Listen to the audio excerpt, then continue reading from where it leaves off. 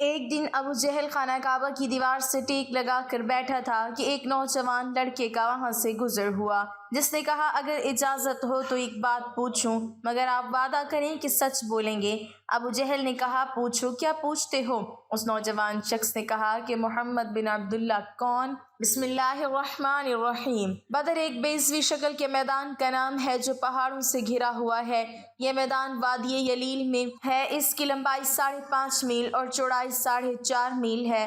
یہ مدینہ منورہ سے 80 میل کی دوری پر ہے۔ دور رسالت مآب صلی اللہ علیہ وسلم میں تجارتی شاہراہ اسی میدان سے ہو کر گزرتی۔ مکہ اور مدینہ جانے کے راستے بھی اسی مقام پر ملتے۔ بحر احمر کا ساحل یہاں سے تقریباً 10 میل کے فاصلے پر ہے۔ اس میدان کے شمال اور جنوب میں 2 سفیدی مائل پہاڑیاں ہیں جو ریت سے ڈھکی ہوئی ہیں۔ بدر کے مقام کو آج جو اہمیت حاصل ہے اس کی وجہ حق اور باطل کا وہ معرکہ ہے جو 20 ہجری میں رمضان کی 17 تاریخ کو وقوع پذیر ہوا۔ اس وقوع میں حق کو بے مثال تاریخی فتح نصیب ہوئی اور باطل کو شرمناک شکست کا منہ دیکھنا پڑا۔ اس معرکے سے اسلام کی فتح و نصرت کا آغاز ہوا۔ اسلام میں پوری آب و تاب سے ظاہر ہونا شروع ہوا۔ اس طرح غزوہ بدر ایک عظیم انقلاب کی بنیاد ثابت ہوا۔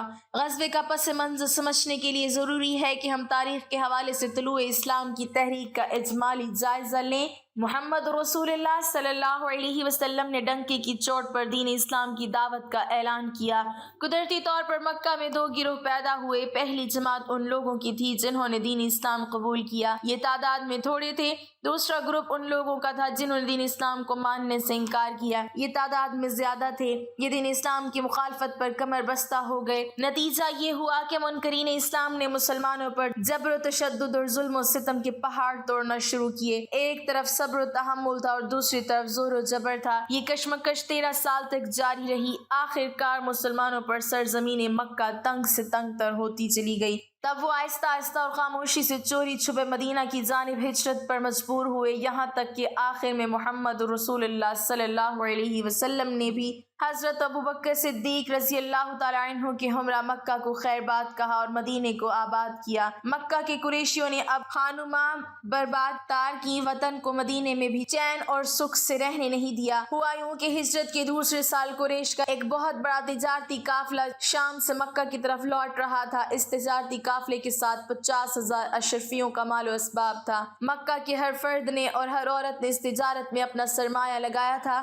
یہ تجارتی قافلہ اس راستے سے لوٹ رہا تھا جو مدینہ کے پاس سے ہو کر گزرتا تھا۔ چونکہ مال و اسباب زیادہ تھا، محافظ کم تھے اور اس وقت جو حالات رونما ہو رہے تھے اس کے تحت قافلے کے لوگوں کو یہ ڈر تھا کہ مسلمان کہیں چھاپا مار کر تجارتی مال و اسباب لوٹ نہ لیں۔ ابو سفیان اس تجارتی قافلے کا سردار اور رہنما تھا جو مدینہ کے پاس سے گزر رہا تھا۔ اس نے حکمت عملی سے کام لیتے ہوئے قافلے کو بدر کے درے میں سے گزرنے سے پہلے ایک مقام پر ٹھہرا دیا اور خود تنہا بدر کے شہر میں آیا۔ چونکہ وہ یہاں سے اکثر گزرا کرتا اس لیے وہ یہاں کے چپے چپے سے واقف تھا اور وہاں کے لوگوں کو بھی جانتا تھا۔ بدر کے شہر میں آ کر وہ سب سے پہلے اس مقام پر پہنچا جہاں ایک کنواں تھا۔ شہر کا کوئی نہ کوئی فرد ہر وقت وہاں موجود رہتا۔ ابو سفیان وہاں پہنچا، وہاں موجود افراد سے معلوم کیا کہ شہر کا سردار اس وقت کہاں ملے گا۔ وہ اس سے جا کر ملا۔ اس نے بتایا کہ ابھی کچھ دیر پہلے 2 اونٹ سوار یہاں سے گزرے، انہوں نے کنویں پر ٹھہر کر پانی پیا، اپنے اونٹوں کو بھی پلایا اور آگے بڑھ گئے۔ ابو سفیان اونٹوں کے قدموں کے نشان ڈھونڈتا ہوا آگے بڑھا۔ کچھ دور چلنے کے بعد اسے اونٹوں کی تازہ لید نظر آئی۔ اس نے لید کا ایک گولا اٹھایا، اسے توڑا، اس میں گھاس کی بجائے کھجور کی گٹھلیاں نظر آئیں۔ وہ سمجھ گیا کہ یہ اونٹ بدر کے نہیں بلکہ مدینہ کے ہیں، کیونکہ مدینہ والے اپنے اونٹوں کو گھاس کی بجائے کھجور کی گٹھلیاں کھلاتے ہیں۔ اس نشاندہی پر وہ سمجھ گیا کہ مدینہ کے مسلم ان کے تعاقب میں ہیں اور انہیں ڈھونڈ رہے ہیں۔ اس نے خطرے کی گھنٹی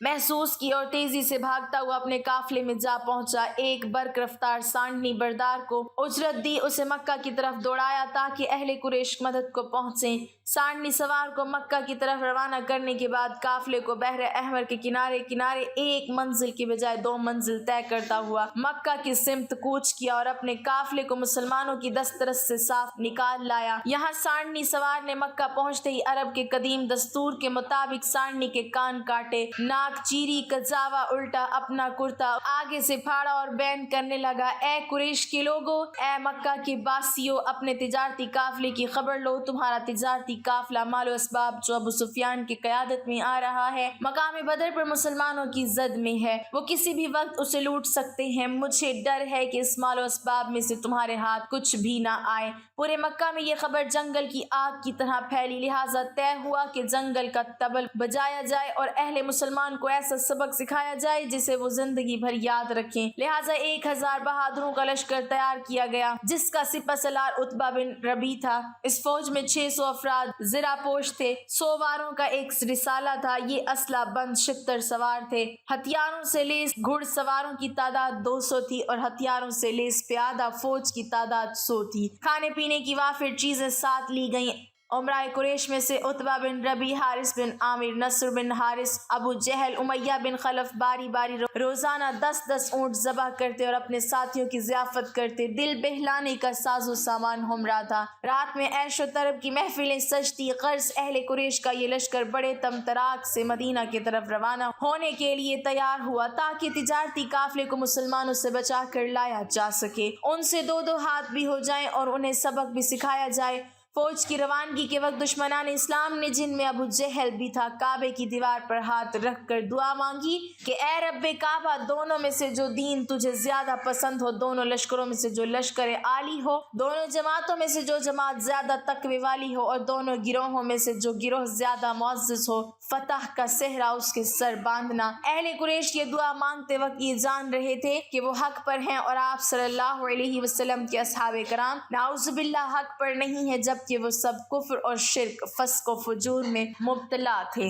دشمنان اسلام کا فوجی قافلہ مکہ سے بدر کی جانب روانہ ہوا۔ ابھی قریش کا لشکر راستہ ہی میں تھا کہ دوسرے قاصد نے آ کر خبر دی کہ ابو سفیان اپنے قافلے کو خطرے سے باہر نکالنے میں کامیاب ہوا اور وہ عنقریب بحفاظت مکہ پہنچ رہا ہے۔ اس خبر سے لشکر قریش میں اختلاف پیدا ہوا۔ ایک گروہ کہہ رہا تھا کہ اب لڑنے مرنے سے کوئی فائدہ نہیں، مکہ واپس لوٹ چلو، مگر دوسرا گروہ واپس لوٹنا نہیں چاہتا تھا۔ اس کی خواہش تھی کہ ہر حال میں مسلمانوں کا مقابلہ کیا جائے۔ ان میں ابو جہل پیش تھا۔ اس اختلاف کی وجہ سے بنی زہرہ، بنی احنس، بنی عدہ بن کعب اور بنی ہاشم کے لوگ واپس لوٹ گئے۔ ابو جہل، عتبہ، امیہ بن خلف اور ان کے ہم خیال افراد مدینے کے مہاجرین و انصار کا زور توڑنے کے لیے بدر کی جانب بڑھے۔ اب ان کی تعداد 950 تھی۔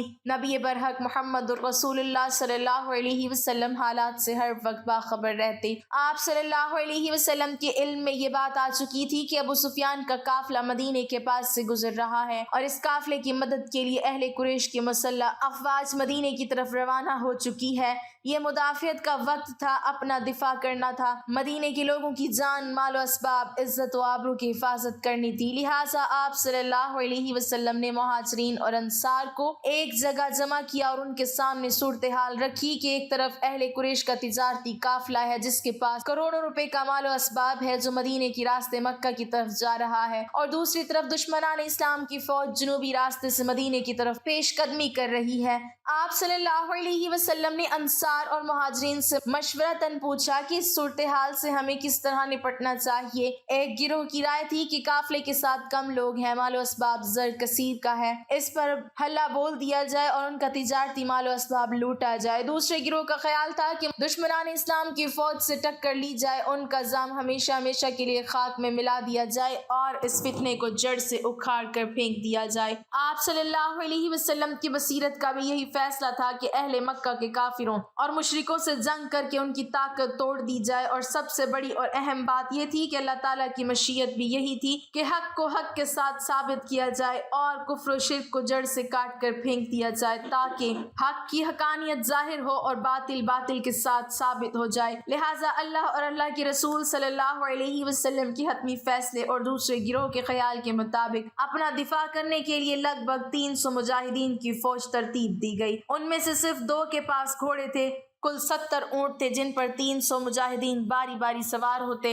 रसूल अकरम नबी मोहतरम मोहम्मद मुस्तफ़ा सल्लल्लाहु अलैहि वसल्लम ने बज़ाते खुद इस फौज की क़यादत फरमाई। आप सल्लल्लाहु अलैहि वसल्लम ने अपने जानिसारों के हमरा रमज़ान की 16 तारीख को मदीना मुनव्वरा से बदर की जानिब कूच फरमाया। हिजरत के दूसरे साल का ये एक अहम तरीन वाक़या है। दुश्मन आप सल्लल्लाहु अलैहि वसल्लम से पहले वहाँ पहुँच चुका था। उसने जगह जगह पड़ाव डाला जो जंगी नुक्ता नज़र से ज़्यादा अहम थी। जहाँ पानी के कुएं थे, इसलिए आप सल्लल्लाहु अलैहि वसल्लम ने बहालत मजबूरी कुओं के शुमाल मशरिकी सिमत में एक ऊंचे टेले पर क़याम फरमाया। जांबाजों ने वहाँ एक झोपड़ी या साइबान बना दिया ताकि आप सल्लल्लाहु अलैहि वसल्लम बहैसियत सलार आज़म वहाँ से मैदान जंग का मुशाहिदा कर सकें, हालात का जायजा ले सकें और वक्तन फ़ौक्तन हिदायत जारी कर सकें। साइबान के पीछे 2 बर्क रफ्तार सांडियाँ बांधी गईं ताकि खुदा न ख्वास्ता मैदान जंग का नक्शा पलट गया तो अहले इस्लाम को शिकस्त का मुंह देखना पड़ा, तो ऐसे नाजुक मौके पर आप सल्लल्लाहु अलैहि वसल्लम इन पर सवार होकर मदीना मुनव्वरा मुराजत कर सकें।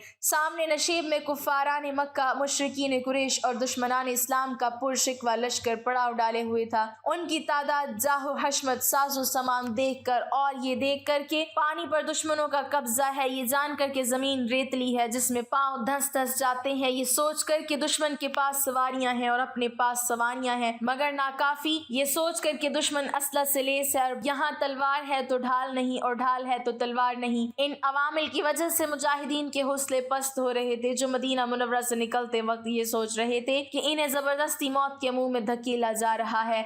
अब उन्हें अपनी शिकस्त और मौत अपनी आंखों के सामने दिखाई दे रही थी, लिहाजा उनकी ढारस बांधना जरूरी था ताकि दुश्मन का मुकाबला करते वक्त वो साबित कदम रहें, निडर और बेखौफ होकर दुश्मन का मुकाबला करें। अल्लाह ताला ने उनकी जहनी और नफ्सियाती कैफियत इस तरह तब्दील की और उनकी इस तरह आनत फरमाई कि अव्वल रात में बारिश हुई। इससे फ़ायदा ये हुआ कि तमाम मुजाहिदीन नहाए धोए, जिससे वो चुस्त चाको चौबंद हुए। थकन और खौफ की वजह से उन पर कसलमंदी तारी थी, वो धुल गई। बारिश से दूसरा फ़ायदा ये हुआ कि पानी की किल्लत दूर हुई। मुजाहिदीन ने छोटे छोटे हौज बनाकर बारिश का पानी जमा किया ताकि वक्त ज़रूरत काम आए। बारिश से तीसरा फायदा ये हुआ कि उनके पैरों के नीचे की रेत जम गई, जिससे रेत में पैर धंसने का खौफ उनके दिलों से जाता रहा। बारिश से चौथा फायदा ये हुआ कि दुश्मन नशेबी इलाके में था, इसलिए वहाँ कीचड़ हो गई, जिससे उनके सवारों और सिपाहियों के पांव जमीन में जम नहीं पा रहे थे। बारिश से पांचवा फायदा ये हुआ कि मुजाहिदीन रात में बेखौफ होकर सो गए और सुबह जब नींद से बेदार हुए तब उनके कुलूब पर सुकून तारी था। बारिश ने उन्हें कल्ब का इत्मीनान बख्शा। इस कैफियत की वजह से उनके दिलों में दुश्मनों का खौफ जाता रहा। इस तरह ये बारिश मुसलमानों और मोमिनों के लिए बाइस रहमत और काफिरों के लिए बाइस ज़हमत साबित हुई। ग़ज़वा बदर में अहले ईमान की फतह का एक अहम तरीन सबब ये बारिश थी, जिसने उनके दिलों के वसवसों को धो डाला। इससे उनकी हिम्मतें बंधी और दुश्मन के मुकाबले में साबित कदम रहे। अगर बदर में बारिश न होती तो क्या होता? तमाम कुर्रा अर्ज़ की हिदायत और सादत का नक्शा उलट जाता, जिसका इशारा नबी खातम हज़रत मोहम्मद रसूलुल्लाह सल्लल्लाहु अलैहि वसल्लम ने किया था कि अल्लाह अगर खुदाम हक की ये छोटी सी जमात हलाक हो गई तो इस कुर्रा अर्ज़ पर तेरा सच्चा अतात गुजार कोई नहीं रहेगा। दरअसल बदर में जिस रात बारिश हुई उससे पहले साइबान में अल्लाह के रसूल मोहम्मद सल्लल्लाहु अलैहि वसल्लम अल्लाह के हुजूर सजदा रेज़ होकर जो दीन हक है की बका के लिए इज्जो इनकसारी के साथ गिड़गिड़ा कर रो रो कर दुआ मांग रहे थे। बवक्ते दुआ महवियत और बेखुदी का ये आलम था कि कांधों पर से चादर मुबारक गिर गिर पड़ती और आपको खबर तक न होती।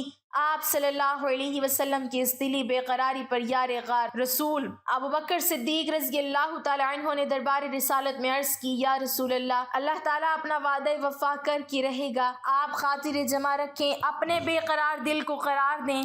आप सल्लल्लाहु अलैहि वसल्लम दुआ मांग रहे थे, ए अल्लाह ये कुरैश ये बातिलान हकील कांटों से लेस होकर ग़ज़वा नख़ूत के साथ यहाँ आए हैं ताकि तेरे रसूल सल्लल्लाहु अलैहि वसल्लम को झूठा साबित करें। ए अल्लाह तेरी नाम लेवा मुट्ठी भर जमात अगर आज हलाक हो गई तो रूए ज़मीन पर तेरा तात गुजार और इबादत गुजार कोई ना होगा। अल्लाह ताला ने आप सल्लल्लाहु अलैहि वसल्लम की दुआ को इस तरह शर्फ़ कबूलियत अता फरमाया कि इसके जवाब में बारिश हुई, जिसने फ़तह को शिकस्त में और शिकस्त को फ़तह में तब्दील किया। इसके अलावा 1000 मलकूती मलकूती ताकतें भेजने की बशारत देकर मुहाजिरीन और अंसार की मुट्ठी भर जमात की मदद की। सूरत अनफाल की आयत नंबर 54 में अल्लाह ताला का इरशाद ग्रामी है, उसका उर्दू मफहूम ये है कि मैदान जंग में अगर 20 मुजाहिदीन साबित कदम होंगे तो वो 200 काफिरों पर गालिब आ सकते हैं, यानी एक मर्द मुजाहिद तन्हा 20 काफिरों से नबर्द आजमा हो सकता है। गौर कीजिए, मालूम होगा कि साबित कदमी का इन्हिसार हौसले पर है, हौसले का दारोमदार ताकत पर है, और कुव्वत ईमानी वो मलकूती ताकत है जो जिस्म में बिजली भर देती है, हौसला बढ़ाती है, हिम्मत बंधाती है। जिस मैदान जंग में मर्द मुजाहिद दुश्मन के सामने डट जाता है, इस तरह एक एक मुजाहिद 20-20 काफिरों पर भारी होता है। इसके बाद आप सल्लल्लाहु अलैहि वसल्लम बाहर तशरीफ लाते हैं, फौज से मुखातिब होते हैं कि तुम इस वक्त सारी दुनिया में अल्लाह ताला की अलवहियत और उसकी वहदानियत के जिम्मेदार हो। आप सल्लल्लाहु अलैहि वसल्लम के इस खिताब से उनके दिलों में वलवला अंगेज जज्बा पैदा हुआ कि हम ही वो वाहिद जमात हैं जो इस वक्त अल्लाह ताला की खातिर लड़ रही हैं, बाकी सब अल्लाह ताला के दुश्मन हैं। इस जोश और वलवले के बायस एक एक आदमी को हजार हजार आदमी की कुव्वत हासिल होती है और जान पर खेलने को आमादा हो जाता है।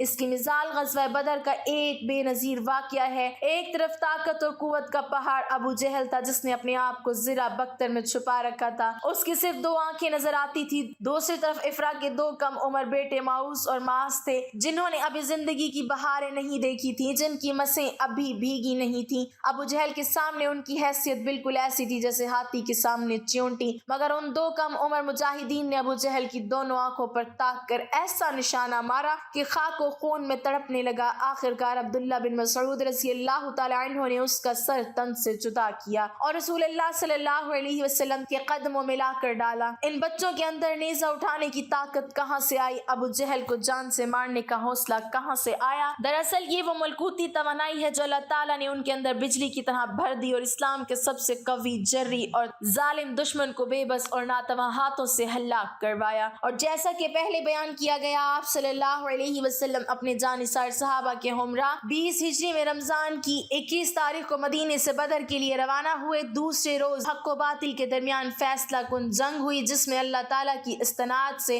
हक हक के साथ और बातिल बातिल के साथ साबित हुआ। हक की जीत ने कुफ्र और शिर्क को जड़ से काट कर फेंक दिया। ग़ज़वा बदर तारीख की एक सच्चाई है जिसे कोई झुटला नहीं सकता। इस्लाम का हकीकी उरूज इसी ग़ज़वा से शुरू हुआ, क्योंकि हक व बातिल के इस मार्के में काफिरों और मुशरिकों को शिकस्त देने के बाद मुसलमान महज जिला वतन और खानुमा बर्बाद मुहाजिर नहीं थे, बल्कि उनके पास एक आज़ाद रियासत थी और वो एक जिंदा और आज़ाद कौम की मानिंद मदीने में रह रहे थे। रमज़ानुल मुबारक की अहमियत का अंदाज़ा ग़ज़वा बदर के इस बेमिसाल तारीख़ी वाक़ये से लगाइए कि अल्लाह ताला ने इस माह मुबारक में नूए इंसानी के लिए सिर्फ दस्तूर हयात ही नाजिल नहीं फरमाया, बल्कि इस माह मुकर्रम में उसके नफाज की राह भी हमवार कर दी। अबू जहल का असल नाम उमर बिन हशाम और कुनियत अबुल हकम थी, जिसकी वजह से वो अरब में अबुल हकम के नाम से जाना जाता था। रिश्ते में हजरत उमर रज़ियल्लाहु ताला अन्हु का मामू और इस्लाम के अजीम सिपहसालार हजरत खालिद बिन वलीद रज़ियल्लाहु ताला अन्हु का चचा था। आम लोगों का ख्याल है कि अबू जहल को ये नाम इस्लाम ने कम इल्मी और नाख्वानदगी की वजह से दिया था, जो कि बिल्कुल गलत है।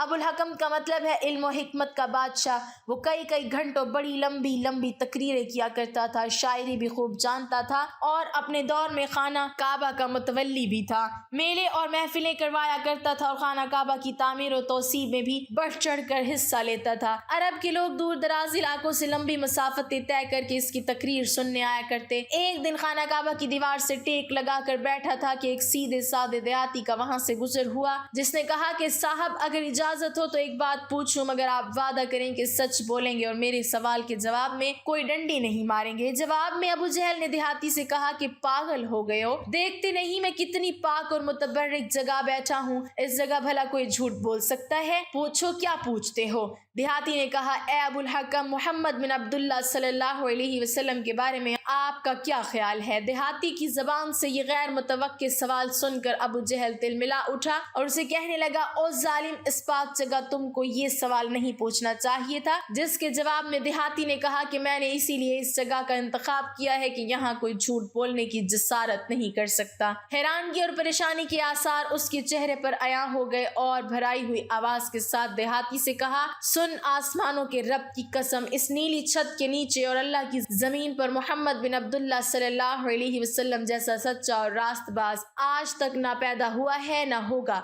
وہ خود بھی سچا، اس کی نبوت بھی سچی، اس کا دین بھی سچا ہے، اور چشمہ فلک نے اس جیسا صادق اور امین آج تک نہیں دیکھا۔ دیہاتی نے حیران ہو کر کہا، جناب اگر ایسی بات ہے تو کیوں نہ چل کر ان کی بیعت کر لی جائے اور جو دعوت وہ دے رہے ہیں اسے قبول کر لیا جائے۔ جس کے جواب میں ابو الحکم نے وہ بات کہی جس نے اسے ابو جہل بنا دیا۔ کہنے لگا، تیری ماں تجھ کو روئے، کبھی ان کی محفل میں جا کر دیکھو، وہاں تو عالم یہ ہے کہ کئی دن پیٹ پر پتھر باندھنا پڑتا ہے، اور اطاعت و فرما برداری کا یہ عالم ہے کہ ان کے ماننے والے ان کے وضو کا پانی زمین پر نہیں گرنے دیتے بلکہ اپنے کپڑوں سے مل لیتے ہیں اور ان کا پسینہ بوتلوں میں ڈال کر محفوظ کر لیتے ہیں۔ ان کی محفل میں آقا اور غلام کی بھی کوئی تمیز نہیں، سب برابر سمجھے جاتے ہیں، جبکہ تم کو معلوم ہے کہ میں قریش کا ایک مانا اور جانا ہوا سردار ہوں۔ لوگ میری قدم بوسی کرنے کے لیے طول و عرض سے میرے آستانے پر حاضری دینے آتے ہیں، اپنا مال و متاع نذرانے کے طور پر پیش کرتے ہیں، اور کوئی غلام میرے سامنے بیٹھنے کی جرت نہیں کرتا۔ تو تمہارا کیا خیال ہے میں یہ جاہ و حشمت، یہ شان و شوکت قربان کر کے ان کے قدموں میں جا بیٹھوں؟ یہ وہ جواب تھا جو ابو جہل کے اس مائنڈ سیٹ کی عکاسی کرتا ہے جسے اسلام جہالت کا نام دیتا ہے، کہ دوسرے کی بات کو سننے سے ہی اکثر انکار کر دینا چاہے، اس کا دعویٰ اور دلیل کتنے ہی وزندار اور حقیقت پسندانہ کیوں نہ ہو۔ عمر بن حشام کو ابو جہل یوں ہی نہیں کہا گیا، بلکہ ایک بار تو ایسا بھی ہوا، بڑی تیز بارش اور آندھی و طوفان تھا، ابو جہل کے دروازے پہ دستک ہوئی تو اس نے اپنی بیوی سے کہا کہ اتنے خراب موسم میں میرے دروازے تک آنے والا جو بھی سوال کرے گا، مجھے لات و عزا کی قسم میں انکار نہیں کروں گا۔ جب دروازے پر پہنچا تو دیکھا کہ کائنات انسانی کا سب سے شریف اور سچا انسان، جس کی چوکھٹ پہ فرشتے بھی ادب سے حاضر ہوتے ہیں، اپنے 14ویں کے چاند سے زیادہ خوبصورت چہرے پر دل موہ لینے والی مسکراہٹ کے ساتھ اللہ تبارک و تعالیٰ کی وحدانیت اور کبریائی کا علم لیے کھڑا ہے، اور اپنے معصوم لبوں سے دلیل اور منطق کی انمول موتی بکھیر رہا ہے۔ مگر ابن حشام کی جہالت اور بدبختی کی انتہا دیکھیے، اس نے امام الانبیاء نبی رحمت صلی اللہ علیہ وسلم کی بات کو، جس کی قسمیں رب کائنات اپنی لاریب کتاب میں کھا رہا ہے، سننے سے ہی انکار کر دیا، اور اپنی غفلت کے پردوں سے ڈھکے کانوں میں ناپاک انگلیاں ڈالنی، اور بیوی نے جب اس کی قسم یاد دلائی تو اس کے جواب میں بھی اس نے وہی بات دہرائی کہ میں کسی کو اپنے سے بہتر نہیں مان سکتا، آخر مجھ میں کیا کمی ہے۔ یہ مفہوم ہے جہالت کا کہ دوسرے کی بات کو سننے سے انکار کر دینا اور اپنی ہر بات کو سچ تصور کر لینا، اور اگر کوئی دلیل مانگنے کی غلطی کر بیٹھے تو تشدد اور جبر پر اتر آنا۔ یہ رویہ عدم برداشت اور غصے کو جنم دیتا ہے جو جہالت کا اصل مفہوم ہے۔ حضرت بلال رضی اللہ تعالیٰ عنہ سے روایت ہے کہ ہم مکہ میں حضرت ابوبکر صدیق رضی اللہ تعالیٰ عنہ کے گھر حضور صلی اللہ علیہ وسلم کے ساتھ تھے۔ اس دوران کسی نے دروازے پر دستک دی، میں باہر نکلا تو اچانک کیا دیکھتا ہوں کہ ایک عیسائی دروازے پر موجود ہے۔ اس نے پوچھا، کیا یہاں حضرت محمد صلی اللہ علیہ وسلم بن عبداللہ موجود ہیں؟ چنانچہ میں نے اسے اندر بلا لیا۔ اس نے آ کر عرض کیا، اے محمد، آپ خیال کرتے ہیں کہ آپ اللہ کے رسول ہیں؟ آپ اگر اللہ تعالیٰ کے سچے رسول ہیں تو آپ میری مدد فرمائیں اس شخص کے خلاف جس نے مجھ پر ظلم کیا ہے۔ حضور نبی رحمت صلی اللہ علیہ وسلم نے ارشاد فرمایا کہ تجھ پر کس نے ظلم کیا؟ اس عیسائی نے کہا کہ ابو جہل بن حشام نے میرا مال زبردستی چھین لیا ہے۔ حضور نبی رحمت صلی اللہ علیہ وسلم اٹھ کھڑے ہوئے، اور یہ ہجرت کے زمانے کی بات ہے۔ حضرت بلال رضی اللہ تعالیٰ عنہ فرماتے ہیں، ہم نے عرض کیا، یا رسول اللہ صلی اللہ علیہ وسلم، یہ ابو جہل کی کہلولہ کرنے کا وقت ہے، تو اس وقت آپ کا جانا اس پر شاک نہ گزرے، اور ہمیں ڈر ہے کہ کہیں وہ غضبناک نہ ہو جائے اور کہیں وہ آپ کو اذیت نہ پہنچائے۔ لیکن حضور صلی اللہ علیہ وسلم نے ہماری گزارش کو نہ سنا اور ابو جہل کی طرف تشریف لے گئے، اور ابو جہل کا دروازہ کھٹکھٹایا تو ابو جہل غضبناک ہو کر باہر نکلا۔ اچانک دروازے پر کیا دیکھتا ہے کہ رسول اللہ صلی اللہ علیہ وسلم تشریف فرما ہے۔ ابو جہل نے کہا، اندر تشریف لائیں، اور ساتھ ہی کہنے لگا، آپ میری طرف پیغام بھیج دیتے تو میں آپ کی خدمت میں حاضر ہو جاتا۔ حضور صلی اللہ علیہ وسلم نے ارشاد فرمایا کہ تو نے اس عیسائی کا جو مال لیا ہے، اس کا وہ مال واپس کر۔ ابو جہل نے کہا کہ کیا آپ اس کام کے لیے تشریف فرما ہوئے؟ اگر آپ اس بارے میں کسی شخص کے ہاتھ پیغام بھیج دیتے تب بھی میں مال واپس کر دیتا۔ حضور صلی اللہ علیہ وسلم نے فرمایا، بات کو طویل نہ کرو اور تم اس عیسائی کا مال اس کو واپس کرو۔ ابو جہل نے اپنے غلام سے کہا کہ اس عیسائی کا جتنا مال تو نے لیا ہے جلدی سے اس کو نکال کر اس کے حوالے کرو۔ حضور نبی رحمت صلی اللہ علیہ وسلم نے ارشاد فرمایا کہ اے شخص، تیرا مال تجھ کو مل گیا ہے؟ عیسائی نے کہا، ہاں، سوائے ایک کھجور کے پتوں کی بنی ہوئی ٹوکری کے۔ حضور صلی اللہ علیہ وسلم نے ابو جہل سے کہا کہ وہ ٹوکری جلدی سے نکالو۔ چنانچہ ابو جہل نے اسے اپنے گھر کے اندر تلاش کیا لیکن وہ ٹوکری نہ ملی۔ آخر کار ابو جہل نے اس ٹوکری کے بدلے میں اس سے بھی بہتر ایک اور ٹوکری دی۔ ابو جہل کی بیوی نے ابو جہل سے کہا کہ باخدا تو نے انتہائی ذلت اور عاجزی کے ساتھ ابو طالب کے یتیم کی خاطرداری کی ہے۔ ابو جہل نے اپنی بیوی سے کہا کہ جو کچھ میں نے دیکھا ہے اگر تو دیکھ لیتی تو ایسی باتیں نہ کرتی۔ اس نے کہا کہ تو نے کیا دیکھا؟ ابو جہل نے کہا میری قوت کے باوجود جو کچھ ہوا تو اس پر مجھے رسوا نہ کر۔ کہنے لگا کہ میں نے ان کے دونوں کندھوں پر 2 شیر بیٹھے ہوئے دیکھے، جب بھی میں ارادہ کرتا کہ کہوں کہ میں مال واپس نہیں کرتا تو قریب تھا کہ وہ دونوں مجھے پھاڑ کھاتے۔ اس ڈر کے مارے میں نے ان کی عزت کی۔ حضرت بلال رضی اللہ تعالی عنہ نے فرمایا کہ جب عیسائی نے وہ سارا منظر دیکھا تو جو منظر ابو جہل دیکھ چکا تھا تو اس نے زبان حال سے کہا کہ اے محمد صلی اللہ علیہ وسلم، آپ اللہ کے سچے رسول ہیں اور آپ کا دین برحق ہے۔ چنانچہ اس نے اسلام قبول کر لیا اور اس کا اسلام کو قبول کرنا ایک مظلوم کی مدد کرنے کی برکت سے تھا۔ اللہ پاک ہمیں دین کی مکمل سمجھ نصیب فرمائے اور ہمارا خاتمہ ایمان پر فرمائے، آمین۔ ناظرین، کمنٹ باکس میں اللہ تعالیٰ کے 99 ناموں میں سے ایک نام ضرور ٹائپ کریں۔